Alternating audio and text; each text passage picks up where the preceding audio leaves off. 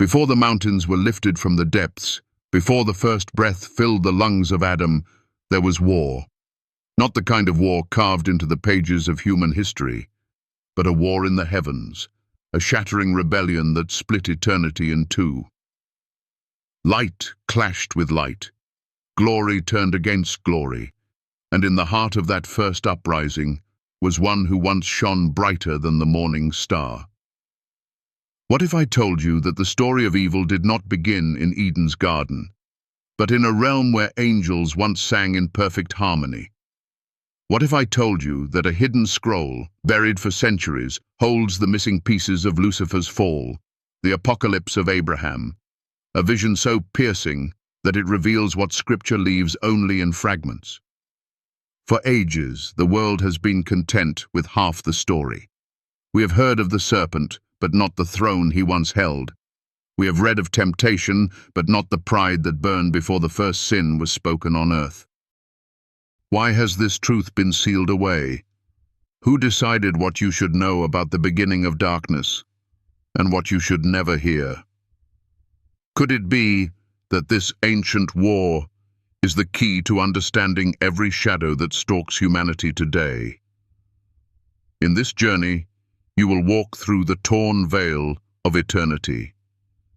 You will see Abraham's ascent into the blazing courts of heaven, where the voices of seraphim thunder like rivers of fire. You will witness the unmasked glory and authority of Satan before his fall, the intoxicating pride that became the first sin in the universe, and the cosmic rebellion that swept 1/3 of heaven into ruin. You will uncover the connection to the Nephilim and the corruption of mankind, and why God's redemptive plan was set in motion before Genesis was ever written. And when you understand why religious authorities feared this scroll, why it was hidden under the weight of centuries, you will see that its warning is not ancient history. It is a living prophecy. The war that began before the world was formed is still being fought in the shadows of kingdoms and in the quiet battles of your own heart. So I ask you, what do you believe about the origin of evil? Do you dare to see the full picture, even if it shatters what you thought you knew? Leave your thoughts below, because this is not just my story to tell. It is a truth we must wrestle with together. And if your spirit is stirred by what is coming, subscribe, share this message, and stay with me until the very last word, because the moment you see the beginning, you will never see the end the same way again. The ancient scroll and why it was buried. Long before printing presses or gilded Bibles rested on church altars, there were scrolls. Fragile, hand-inked, pulsing with words so alive they seemed to breathe. Among them was one unlike any other, the Apocalypse of Abraham. It emerged in the turbulent centuries of the Second Temple period, when the Jewish world lived under the shadow of empires and the expectation of divine intervention. This was no ordinary text. It pulsed with visions of heaven's courts, revelations of angelic rebellion, and whispers of a cosmic plan spanning before Genesis itself. Its pages, worn and delicate, dared to reveal what official doctrine would later silence, a deeper, more dangerous origin story of evil. Like 1 Enoch, it was a child of apocalyptic literature, crafted in the same tradition that gave us glimpses of the heavenly realms and the final judgment. But it burned with a sharper edge, too sharp for the guardians of orthodoxy. Why was it buried? Why were such writings locked away? Imagine a world where not all truth is welcome, where religious authorities fear that unveiling certain mysteries might unravel the tapestry of their power. This was a scroll that named the adversary, detailed his rise and fall, and hinted at forbidden intersections between heaven and earth. In the shadows of history, many such writings met the same fate, silenced not because they lacked truth, but because they revealed too much truth, the kind that disrupts the safety of half-told stories. Like the Book of Jubilees, like the Shepherd of Hermas, it was pushed beyond the margins, preserved only in secret hands and whispered circles. The lesson is sobering. Not every truth survives the editing of men, and not every silence is holy. Picture a time when scrolls were not bound in leather but hidden in clay jars, sealed in caves, guarded not just from weather but from the wrath of those who would rather not answer hard questions. That is where this text survived, its voice muted, waiting for centuries until its words could find new ears. If history teaches us anything, it is this: truth often lies in the margins, and the treasures buried by fear are the very ones that can awaken us. The Apocalypse of Abraham calls us to seek with open eyes, to test all things, to hold fast to what is good, and to refuse to let the boundaries of a canon define the boundaries of God's revelation. And as we move deeper, this scroll will open its gates and draw us upward, just as it once drew Abraham himself into the dazzling corridors of heaven. Abraham's ascent into the heavenly realms. It begins with the voice of God calling a man from the dust of earth to the blazing thresholds of eternity. Abraham, clothed not in royal robes but in the humility of a servant, is taken by the hand of the angel Yahweh and lifted beyond the veil of the scene. Through realms upon realms they rise. Imagine the breathless climb, each layer of heaven more radiant than the last, each sound more harmonious, each fragrance richer than gold poured over myrrh. They pass through currents of light that move like living rivers, past thrones that shine with the authority of ages, past choirs whose voices tremble the very fabric of space. The imagery is staggering. The angel's hand is steady, strong, a symbol in ancient Near Eastern culture of divine guidance and covenant protection. The ladder of heaven, echoed later in Jacob's dream, here becomes a living journey, a procession through cosmic sanctuaries where time bends before the face of the eternal.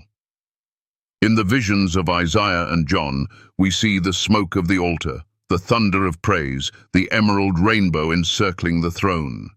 Abraham saw this too, yet with a singular purpose: to witness both the glory of God and the mystery of rebellion that had once tried to stain it. This ascent is not just history, it is an invitation. We, like Abraham, are called to lift our eyes beyond the horizon of earthbound fears and see the majesty of the one who holds all dominion. The lesson here is more than awe, it is alignment. To ascend is to realign our perspective, to see our smallness not as weakness, but as the opening through which divine strength floods in. In your own journey, there will be moments when God takes you by the hand, leading you through layers of understanding you never imagined, revealing not just his beauty, but the reality of the war that still rages unseen. This vision prepares us for what Abraham was about to witness next, the glory of the one who would become the adversary, and the pride that would fracture heaven. The true glory and authority of Satan before his fall. Before the serpent slithered through Eden's grass, before his name was cursed among men, Satan stood among the cherubim, arrayed in splendor.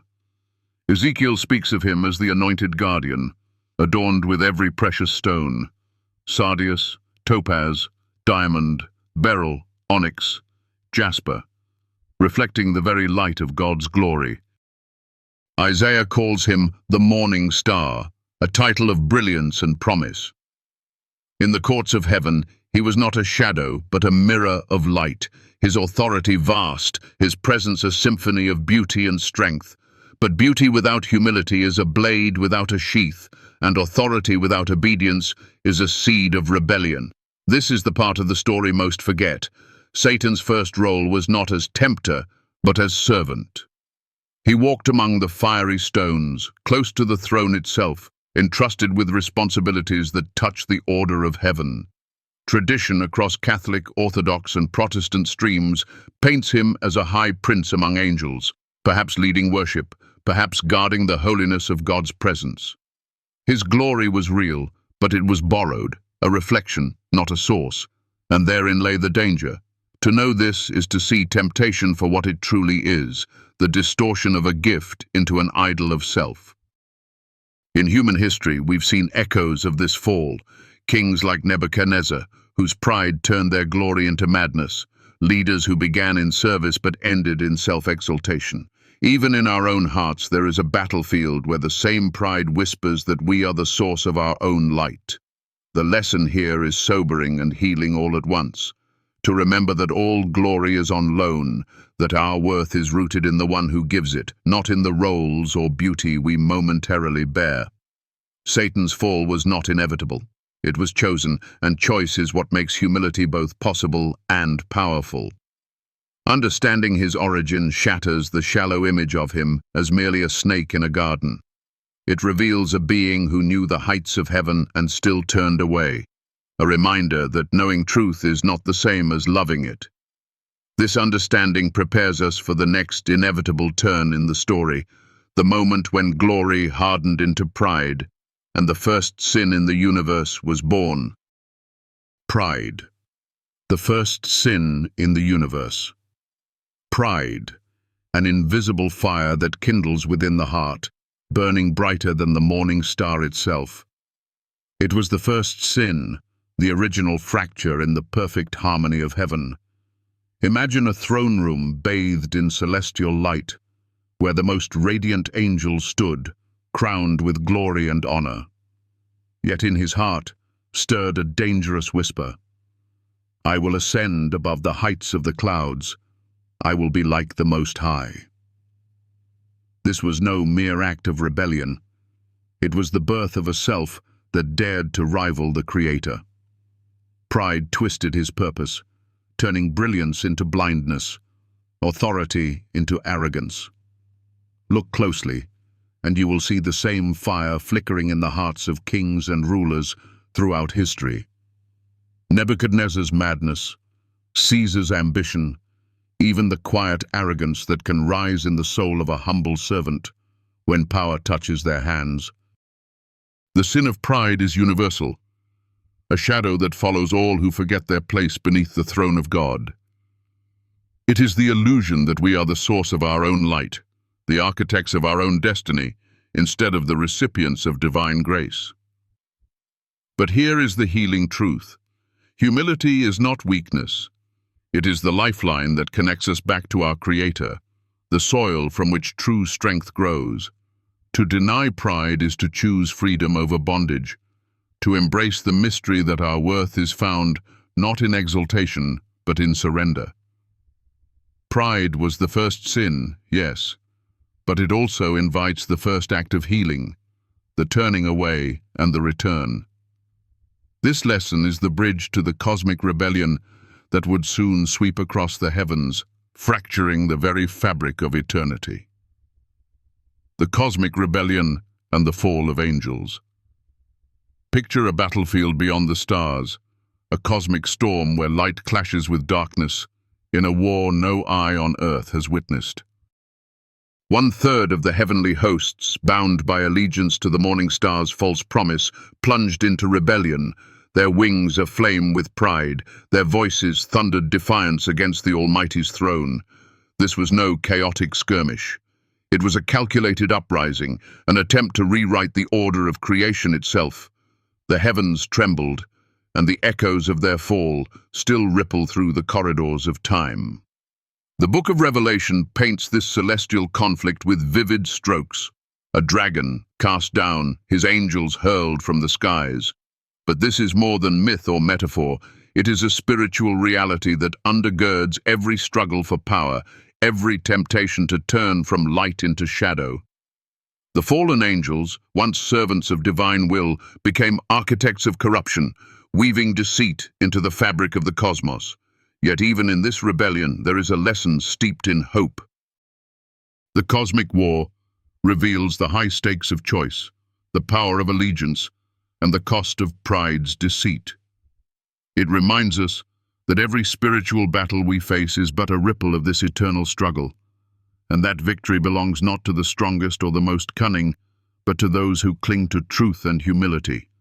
As we peer deeper, we encounter a connection to humanity itself, the Nephilim, beings born from forbidden union, bridging heaven and earth, shadowing mankind with corruption.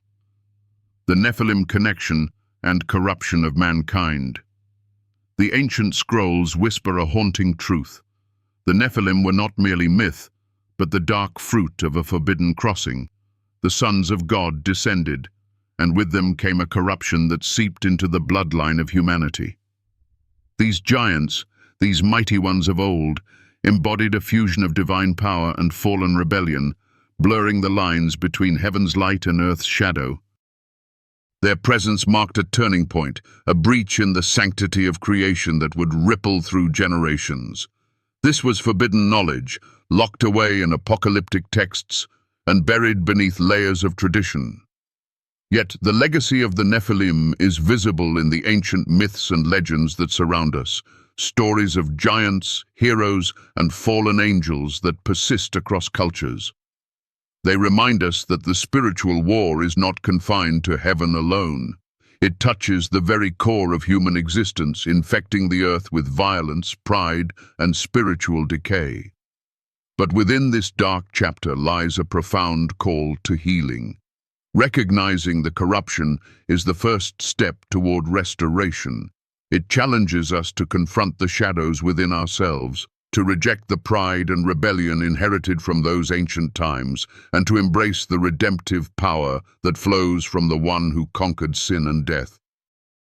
The story of the Nephilim is a mirror, reflecting the ongoing battle for our souls and beckoning us to choose the path of light. As this vision unfolds, we move from the depths of corruption toward the hope of redemption, a plan crafted before the foundation of the world, woven into the very fabric of time and space, waiting for us to receive it. God's redemptive plan from before Genesis. Before the first star flared in the dark canvas of the cosmos, before time began its relentless march, a plan shimmered in the heart of God, a plan woven from infinite love and unshakable justice. The Messiah, the promised Redeemer, was the answer before the question of sin even arose. In the silence before creation, a covenant was whispered between the Father and the Son, a promise that would echo through eternity and break the chains of rebellion. This divine strategy was not reactionary. It was intentional, a masterpiece crafted to restore what pride sought to shatter. Consider Abraham, the father of faith, who stood on the edge of this unfolding mystery. God's promise to him wasn't just about descendants or land. It was a beacon of hope for a broken world, a testament that no darkness could extinguish the light destined to come. The scrolls of Revelation, from the apocalypse of Abraham to the visions of Revelation itself, testify to this eternal victory, a day when every knee will bow and every tongue confess the name above all names. This is more than history. It is a lifeline for our souls today.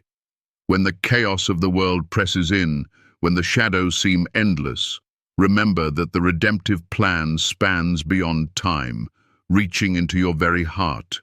You are part of this unfolding story, invited to live in the light of the promise, embraced by grace that outshines every fall.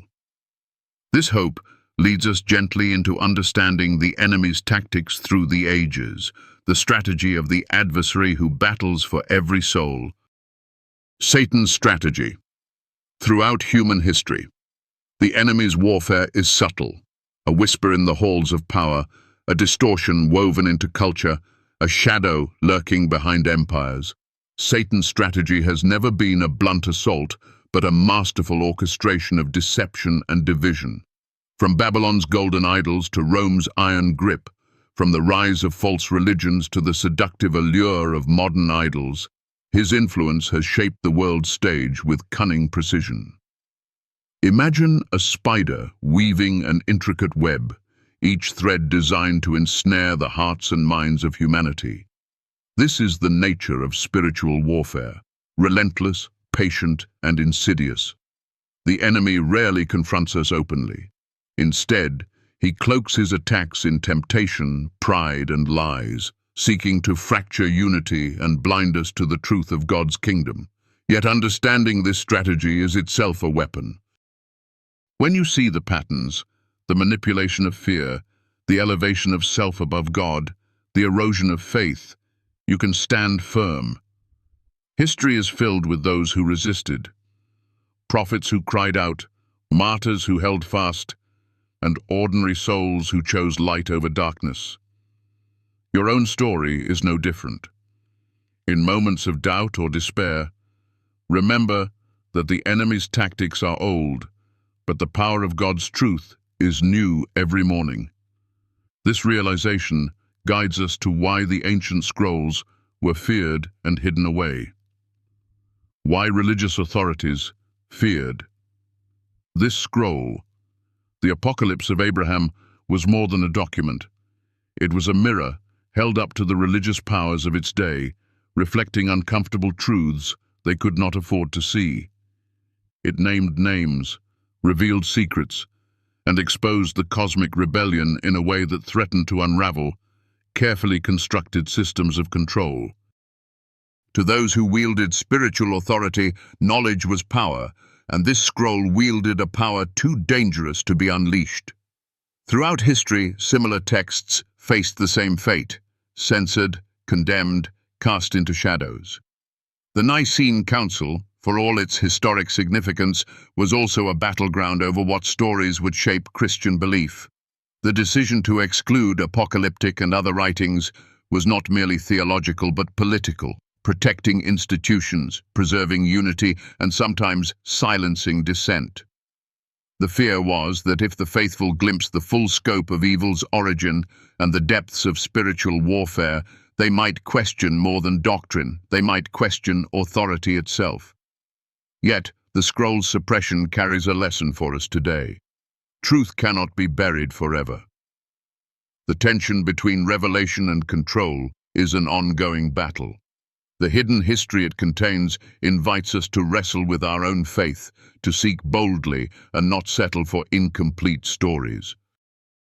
It challenges us to confront the realities of pride, rebellion, and redemption without fear, trusting that the light shines brightest in the darkest places.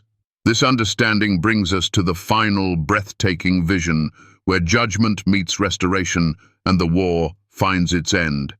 The final judgment and eternal restoration. The scroll closes with a vision both terrifying and breathtaking, a cosmic courtroom where the rebellious are cast into the lake of fire, their arrogance drowned in eternal justice. Yet this is not a tale of despair, but one of hope fulfilled. The heavens are made new, creation restored to its original glory, and the brokenness of sin finally healed. The prophet John's visions in Revelation come alive here. No more tears, no more death, no more night. Light reigns eternal, and the throne of God shines with unending peace. This vision is a healing balm to every wounded soul, a promise that rebellion and sin are not the final word. There is restoration waiting beyond judgment, a new heaven and earth where every broken thing is mended. It calls us to hold fast to hope, to live in the light of God's ultimate victory, even when the present world trembles. As you carry this truth into your life, remember that judgment is not only about punishment, but about renewal. It invites transformation, invites you to lay down pride, embrace humility, and step into the healing that God offers. The story that began in rebellion ends in restoration, reminding us that no darkness is too deep, no fall too great, for the power of divine love to redeem. This journey through ancient scrolls and heavenly visions is not distant history, but a living truth, calling us now to awaken, to choose, and to walk boldly in the light of God's eternal plan. In the quiet moments when the world feels heavy and shadows creep closer than we dare admit, there is a light that refuses to be extinguished, a light born before the dawn, woven into the very fabric of existence. The story we've journeyed through, from ancient scrolls to the celestial battles that shaped all things, is not merely history locked in dusty pages. It is the living heartbeat of hope, pulsing through every trial, every broken piece of our souls.